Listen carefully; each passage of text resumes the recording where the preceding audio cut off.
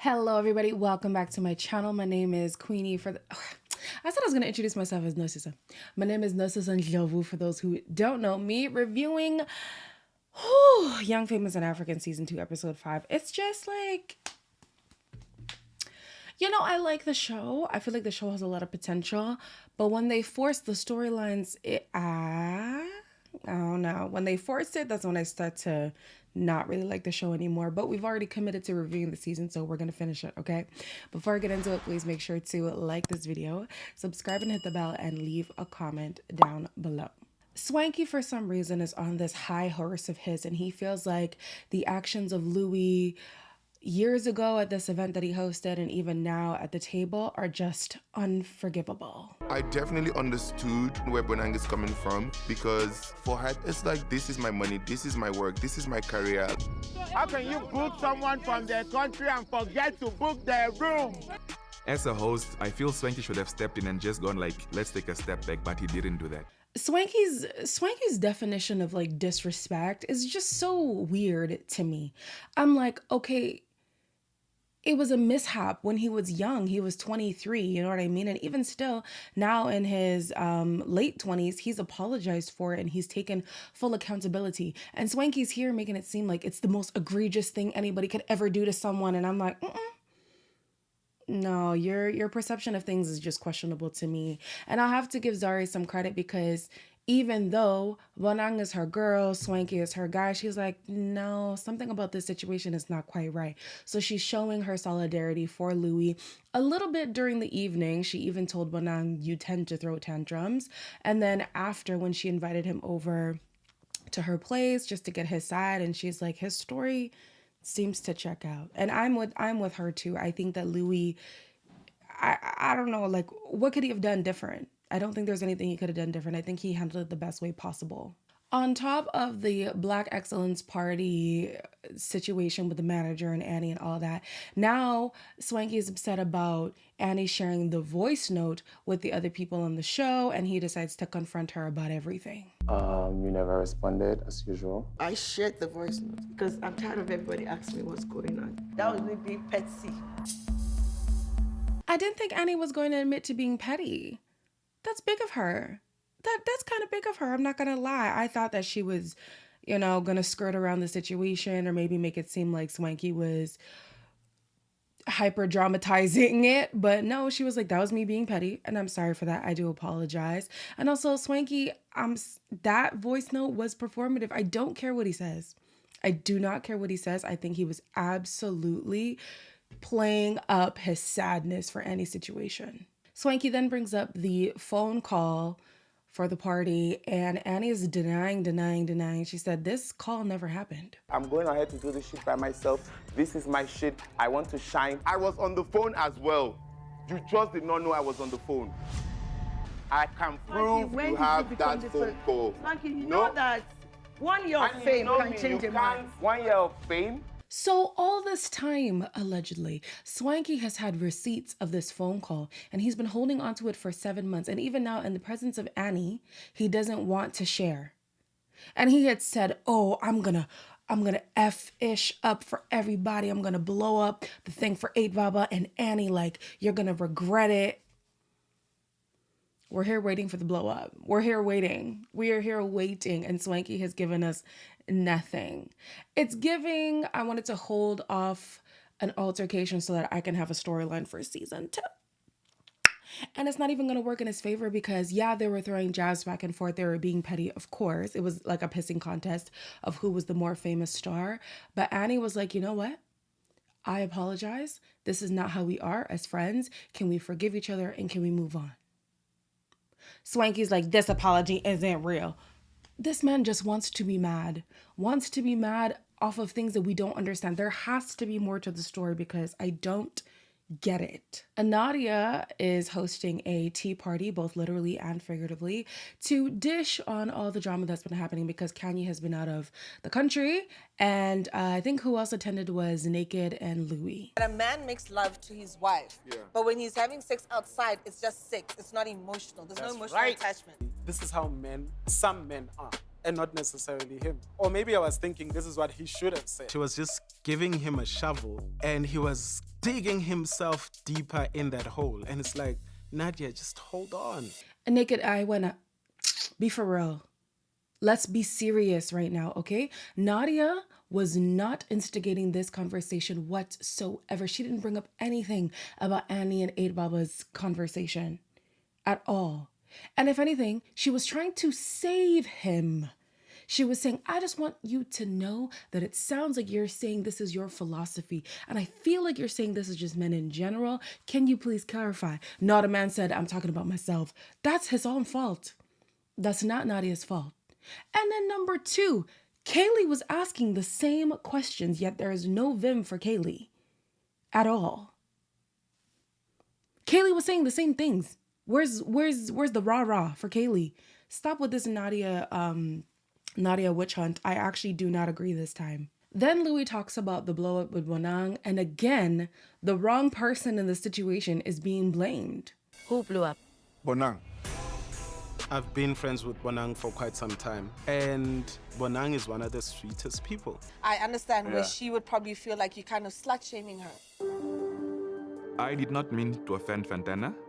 Yeah, Swanky could have easily jumped in and just said, guys, whoa, calm down, especially when B was coming for me like that and he saw how emotional I got. Because of how I initially felt about Louis, I can understand why people are put off by him when they first meet him. 1000%, I get it.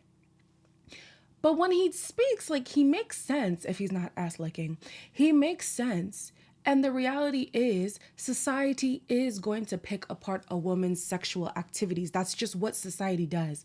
And he was saying, as somebody who's growing in your artistry, I don't want that to be your identity. It's a little convoluted coming from him because he does have an interest in her. But even if he didn't, like, what he's saying is true. So, you know what? Bonang, Fantana, whoever, if y'all want to go ahead and sleep with all of South Africa, that is your business. That's your prerogative. But don't be surprised if society then makes that your entire identity. Kaylee and, why is my eye like crying? Kaylee and, what's this man's name? Naked are hosting an event for the crew. It was a polo day or something like that. And Naked's ass licking tendencies are making it really hard for him to gravitate towards Louis. It's very difficult for me to warm up to a person that has been causing fights. We had a heated argument with one of my friends, and now I have not seen Bonang in ages. I don't know why I agreed to be part of this group, but do I really want to be friends with people that bully each other like this? He wants you to be known for your music and all these things, because we were talking about that whole Diamond issue and getting with Diamond. Shame. Louis is really wasting his time with Fantana. We're back to Naked being my least favorite cast member. For those of you guys who asked, this is the reason. He's an ass kisser and he's an instigator, and I don't like it. And Louis was almost there because of the way that he was talking about Kanye in the beginning. I said, here we go again. But Naked takes the cake. Naked will always take the cake when it comes to licking ass. So Annie and Swanky are actually being cordial, which takes the group by surprise. But the main focus of the conversation at this moment is Diamond and who Diamond is sleeping with and who Diamond is not sleeping with and who Diamond should be sleeping with. I'm tired. Is Diamond around? Who do I ask here? He's on tour. He's not even on tour, he's in Tanzania. Fantana, this is none of your business. If I want to have another baby with Diamond, I will do it. For us, it was more like we're not together anymore, but we can surrogate. So that your we kids can surrogate. are- I have 2 kids with that man. I don't care. Think straight. Let me get one thing I'm straight. not jealous. He's not using me. Diamond can never use me because he's not even top 5. Diamond is just part of my past. Truly, Diamond is the star of the show because even when he's not present, he's the main event. Can you imagine? Although I believe that Zari and Diamond need to get their story straight because it is kind of confusing. And I wonder how the kids feel. The kids are still pretty young, but it's like mom and dad are together, but they're not together. Like what is this family dynamic? At the end of the day, regardless of any confusion, that's their prerogative. If they want to be friendly, that's their business. So Fantana being offended by it, like it literally has nothing to do with you. Their storyline predates you for years and years and years. So girl, mind your business. And if you're gonna mind Diamond's business, leave Zari out of it. Because her presence is irrelevant to you. Her presence should be irrelevant. So anyways, Nadia brings up Annie to Swanky, who in the presence of Annie accepted the apology, but now in Annie's absence, he's complaining about the apology. That whole apology thing was just crap. She knows she did something wrong, and she doesn't actually want to get into it because it's embarrassing. It's like you don't realize how deep you cut me. Like if you're not genuinely sorry, I can't feel safe around you. For real. I can't trust you. Yeah. I can't confide in you. Don't do this. Don't do that. Either you accept the apology and we move on. And moving on doesn't always mean you have to be friends. Moving on just means we have put that issue to bed and now we are proceeding forward, right? Either you accept the apology and you move on, or you don't accept the apology and you go our separate ways. Don't accept the apology and then complain about this apology that you've already accepted. Oh, no, this really irks me because it's the same thing as like when women or men take back somebody who cheated and then they accept the apology, but they want to hold over the cheating on them all the time. No, then you shouldn't have accepted the apology. If you were going to keep this grudge, don't accept the apology until you feel like restitution is there. Unless you feel like we've restored this relationship back to what it used to be so that we can finally forgive each other, bury the issue, and move forward, don't accept the apology. I also find it funny how all this time, Swanky's thing is like, Annie is so fake, Annie's so two-faced, Annie's so da-da-da-da-da. Yet him doing this right now is the same thing. The same thing he's accusing Annie of doing, he's now doing himself.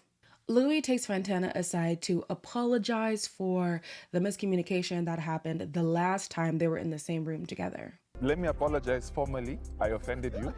I'm looking out for you, you know? She's like a sister to me, so you guys need to talk, do it, or I'm not going on a date with you. Giving me ultimatums now. Yes. I've got to give this man credit. I got to give him only like 80% credit because then he failed me again.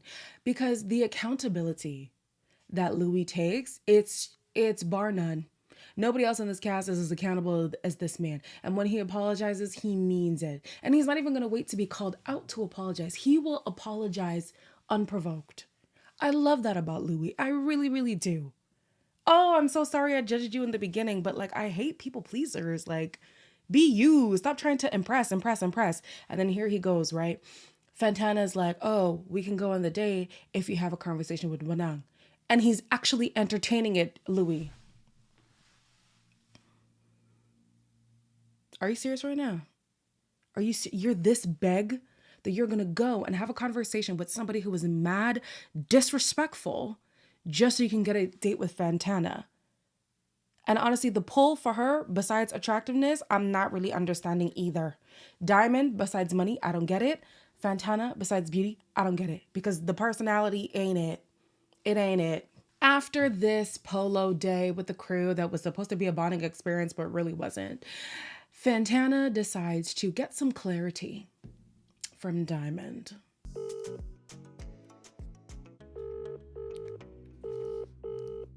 I'm not sure why Diamond is not answering my call right now, but he can be performing, so everyone is kind of like making a big deal about us kind of like talking. I'm free to do whatever I want to do, and so is Diamond. You see shame? You see shame? You see shame? And of course, this is probably orchestrated by producers, but even the fact that Fantana sat down to film this scene, you see shame? Because I would be shamed. The episode ends with Swanky bringing the group together to let them know that Bonang has left the building. The first day that she came, some people didn't say hello to her. The second time she met everyone, only one person said hi to her. The third time she met everyone, she and Louis had a major fallout. I think Bonang has walked into a room where everyone here has achieved the most, but she's never had friends that are on the same level as her. Regardless, I'm gonna stand up for my friend because she's the only one that's not here, and all of you can say whatever the fuck you want. I am gonna say what the fuck I wanna say, and nothing. I'm not putting him under the bus, Nadia. Bonang definitely wasn't received well by most of the group, but her behavior, her demeanor, nah. I get that she's like that girl. I'm sure she's a really, really big deal in South Africa, but the way that she presented on the show was like, I don't know, just so aggy. Just I wanted more. She didn't really give me more. She gave me moments. But as a whole, she was doing too much. She was absolutely doing too much. And here goes Swanky also doing too much, advocating for Bonang in a way as if he was not present for all the conflict. Like, it is absolutely clear that Bonang was instigating her own drama. So him now, you don't know me. Swanky, are you okay? Like, I know you want us to be talking about you, but this is not the way. Because we're talking about you like you're a sucker. We're not talking about you like you're that guy. You're not him. You're not him. If there's going to be a season 3, Swanky, I need you to tone it all the way down. Anyways, that's it for this episode. Oh, this season is just frustrating me. Guys, please tell me it gets better. No, don't tell me because I already know it gets worse. I already know it gets worse. Anyways, like, comment, share, and subscribe. Some of you guys have been asking the watch party. I'm going to see about tomorrow being Friday. Maybe like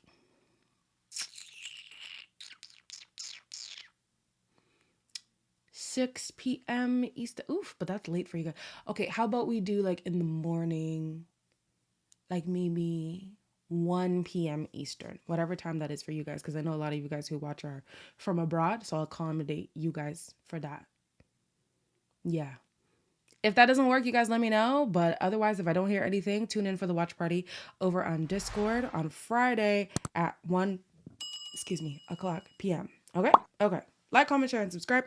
And I'll see you guys in the next one.